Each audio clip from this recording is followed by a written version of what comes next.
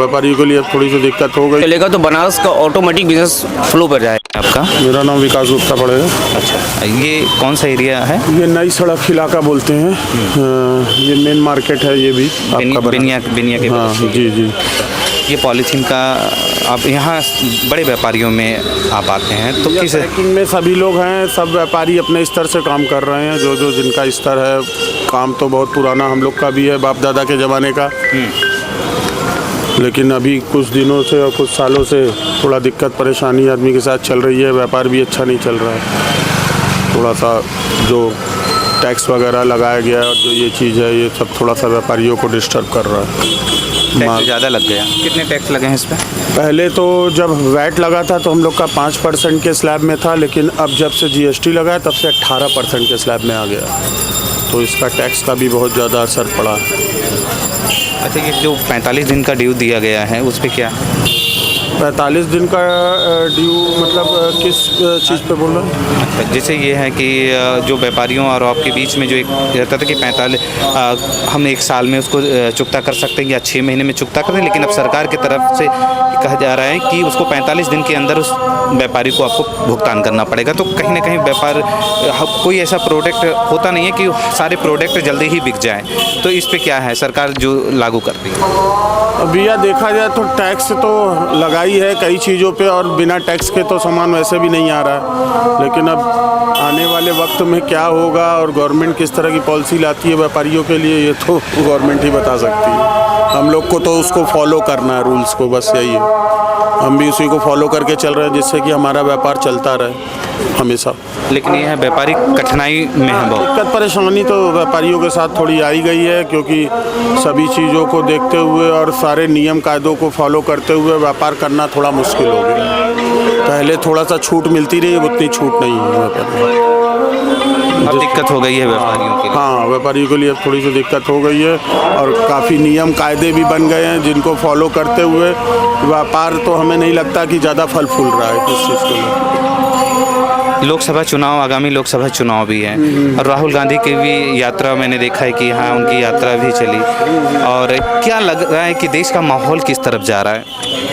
भैया यही है ना कि जब चुनाव आता है तो सारी पार्टियां अपने स्तर से लोगों को लुभाने के लिए बताती हैं कि हम ये आपको कर रहे हैं, आपके लिए ये कर रहे हैं, लेकिन चुनाव होने के बाद कोई नज़र नहीं आता है। सब बस नियम कायदा दिखाने लगते हैं कि आपको ये फॉलो करना है, ये फॉलो करना है। जब तक चुनाव नहीं होता है तब तक जनता उनके सिर पे बनी रहती है, लेकिन जब चुनाव ख़त्म होता है तो जनता को अपने पैर की धूल समझते हैं। जैसे पॉलीथीन पे बात करें, कई सुप्रीम कोर्ट और हाई कोर्ट द्वारा, सरकार द्वारा भी कई प्रतिबंधित पॉलीथीनों को बंद कर दिया गया पर्यावरण को लेकर कि दूषित हो रहे थे और जानवर भी खा लेते थे, दिक्कत होती थी।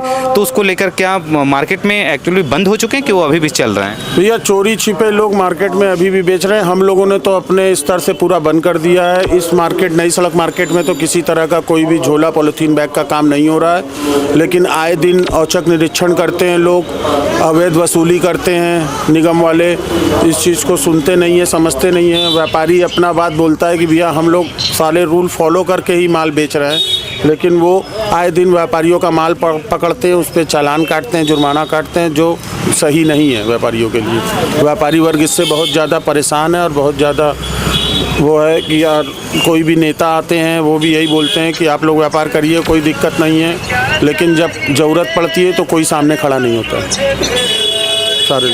तो बड़ी कंपनियों को बंद करना चाहिए पहले, जहां पॉलीथीन। जी, हम लोग का भी यही कहना है कि आप मैन्युफैक्चरर बंद कर दीजिए। हम लोग तो वैसे प्रतिबंधित कोई भी आइटम नहीं बेच रहे हैं अपने दुकान से, लेकिन जो और लोग बेच रहे हैं उनको कहीं ना कहीं से तो मिल ही रहा है ना। अगर वो मैन्युफैक्चरर देना बंद कर देगा तो वो माल बिकना भी बंद हो जाएगा मार्केट में। हम लोग का यही प्रयास है कि प्रतिबंधित आइटम को न बेचा जाए, जो वैध है उसी को। इसके दाल मंडी में है और यहाँ टेक्सटाइल का काम जिस तरह हो रहा है 2014 से और अब के बीच में किस तरह लोग व्यापारी हैं और किस तरह का काम कर रहे हैं, क्या महंगाई कोई असर दिया है कि उसी तरह की है? सर क्या नाम है आपका? वसीम चौधरी। हाँ, वसीम जी ये बताइएगा, जैसे पहले की जो जिस तरह कपड़ों की व्यापार चल रहा था, क्योंकि आप लोग रिटेल में हैं, और अब क्या है? बहुत फ़र्क है। बिजनेस में तो बहुत डाउन हुआ है, डाउन फ्लो तो पहला ही है, क्योंकि जीएसटी की मार है। उसके बाद अभी नया निकल गया है 45 दिन वाला, उससे भी ज़्यादा दिक्कत हो रही है। कस्टमर कम है, क्योंकि ये पूरा जो बनारस का जो मेन बिजनेस है वो टेक्सटाइल हब ही है, जैसे बनारसी साड़ी हो गया, ये सब है। वो लोग जो मतलब वो ज़्यादा परेशान है। जब वो परेशान है तो जाहिर सी बात है रिटेल मार्केट भी परेशान ही रहेगी।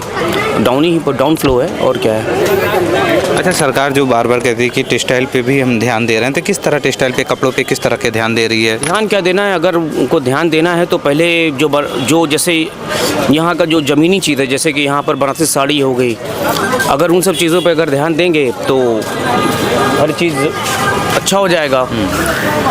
समझ रहे हैं आप? अब जैसे यहाँ उन्होंने कहा था कि बनारस में बनारसी साड़ी जैसे बनारस के लिए मशहूर है, और उस पर उन्होंने उसको बढ़ावा देने के लिए उन्होंने कहा कि ये बनारस में जिस तरह है बनारसी साड़ियों को फिर से उसका प्रचलन में आगे ले जाने की पूरी उनकी भरपूर कोशिश थी। बनारसी साड़ी क्या है कि देखिए इंटरनेशनल चीज़ है, वो देश विदेश सब जगह बिकती है। आज मैन्युफैक्चरर ज़्यादा परेशान है, क्योंकि उनका सारी चीज़ अभी डिस्टर्ब है। एक तो इलेक्शन भी आगे है, उसके बाद फिर थोड़ा सा ऐसा हो गया है कि जिसकी वजह से आगे उनका जब उनका बिज़नेस चलेगा तो बनारस का ऑटोमेटिक बिज़नेस फ्लो पर जाएगा, अच्छा रिस्पांस मिलेगा। लेकिन अभी उनका डाउन फ्लो है, तो जब उनका डाउन फ्लो रहेगा तो अपनी रिटेल मार्केट भी डाउन फ्लो पर ही रहेगी। जब उनका चलता है तो फिर अपना भी चलता है। लगभग दाल मंडी में कितनी दुकानें ऐसे होंगी कपड़े की? कपड़े की करीब 200 से 250 दुकानें हैं जो रिटेल रिलेटेड हैं, होलसेलर नहीं। टोटल रिटेल है, रिटेल शॉप है टोटल। अच्छा, कपड़ों में मैंने पूछा है और भी व्यापारियों से मेरी जब बात हुई तो उन्होंने यही कहा है कि कई ऐसे व्यापारी यहाँ पे हैं कि जो आज बैंक से जो कर्ज लिए थे, जो लोन लिए थे, वो भी एनपीए हो चुके हैं, और बैंक पे भी उनका बहुत ज़्यादा दबाव है, प्रेशर है, क्योंकि 2014 के बाद से इस तरह की स्थिति आई है। 2014-15 की बात नहीं है, ये चीज़ नहीं है। देखिए, सारी चीज़ सरकार पे ब्लेम लगाना ये अच्छी बात नहीं है। अब बिजनेस है, सरकार इस पर ध्यान दे पहले टेक्सटाइल वर्क पर। जब तक वो टेक्सटाइल वर्क पर ध्यान नहीं देंगे तब तक वो ऐसा ही रहेगा जैसा भी आप देख रहे हैं। जैसे हर चीज़ों पे ध्यान दे रहे हैं, काम तो अच्छा ही कर रही थी, बात नहीं है। हर चीज़ देखिए, रोडें बन रही हैं और चीज़ों पे ध्यान दे रहे हैं। उस तरह आप टेक्सटाइल वर्क पे भी ध्यान देंगे ना तो बहुत अच्छा बिजनेस चलेगा, ऐसी बात नहीं है। थोड़ा ध्यान देने की ज़रूरत है, बाकी और कुछ नहीं है, सब ठीक ठाक है। सबसे ज़्यादा अगर टेक्सटाइल की बात की जाए तो गुजरात में ही सबसे ज़्यादा थे, और टेक्सटाइल मंदी का है मारे, सभी जगह मंदी का मारे। इस वक्त जो 45 दिन का जो उन्होंने एक निकाल दिया है नया, उसके वजह से सारे जितने भी प्रोडक्शन वाले हैं सब परेशान हैं। सब उस चीज़ को अभी कितनी सियाराम मिल वालों ने भी मीटिंग की थी, जो वहाँ के हैं मेन जो है कि दिखते हैं एमडी जो हैं, वो भी उन्होंने मीटिंग रखी थी इसी चीज़ को लेकर कि 45 दिन वाला कैसे वो कवर करेंगे। वो तो आप और जो छोटे रिटेलर होते हैं और व्यापारी के बीच की बातें थी कि हम उसको साल भर में भुगतान करें या 6 महीने में, लेकिन सरकार की तरफ से एक जारी किया गया आदेश कि आपको इतने दिन। देखिए, रिटेलर पे उतना प्रेशर नहीं है 45 दिन वाला, मेन है प्रोडक्शन वालों पर, इंडस्ट्रियल वो पर, जो इस वक्त मैन्युफैक्चरर है। क्योंकि ज़रूरी नहीं है कि सारे माल 45 दिन में बिक जाए, समझे आप, उसमें रिटर्निंग भी होती है, बहुत कुछ होता है। तो ज़्यादा परेशान वो हैं। और जैसे बनारस के अंदर जो बनारसी साड़ियाँ, वो सब प्रोडक्शन वाले हैं, मैन्युफैक्चरर हैं, वो परेशान है। क्योंकि 45 दिन का उनको भी अभी तक कुछ समझ में नहीं आ रहा है, क्योंकि जो माल उन्होंने बाहर बेचा वो माल वापसी हो रहा है कि हम 45 दिन में कैसे अपना जीएसटी को कवर करेंगे। तो ये बनारसी से बनारस है, एक कहावत कही गई है। तो बनारसी परेशान है तो फिर बनारस में ही बनारस का बिज़नेस डाउन ही रहेगा, समझ रहे हैं आप। तो बस यही चीज़ें हैं। बनारस मतलब कि थोड़ा सा बस गवर्नमेंट को ध्यान देना चाहिए। सरकार जो है, चाहे वो राज्य सरकार चाहे केंद्र सरकार हो, वो इस चीज़ पे ध्यान दे तो सब कुछ ठीक हो जाएगा। बाकी सब कुछ ठीक ही है। अब किसी मतलब अब गवर्नमेंट पे ब्लेम लगाना ये अच्छी बात नहीं कि 14 के बाद 14 के पहले, ये सब तो एक कहने वाली बात हो गई, तो अपने दिल की भड़ास निकालने वाली बात है, वो अलग चीज़ बात होती है। लेकिन जैसे गवर्नमेंट ने और चीज़ों पे ध्यान दिया है, वैसे टेक्सटाइल वर्क पे थोड़ा ध्यान देने की ज़रूरत है। और पहले इनको समझना चाहिए था कि जो हमने 45 दिन वाला जो हम निकाल रहे कंडीशन, वो पहले सारे इंडस्ट्रियल को बुला के सोचना चाहिए, समझना चाहिए कि ये जो हम ये कानून निकाल रहे हैं उससे इनके ऊपर कोई प्रेशर ना पड़े। और पड़ रहा है उनके ऊपर, उन्हीं पर वो ज़्यादा परेशान है। रिटेलर तो ठीक है, रिटेल बस आएगा कस्टमर लेगा, रिटेल का है, कैश का काउंटर होता है, बिका जीएसटी देना है 3 महीने में, जो उनका जो बनता है।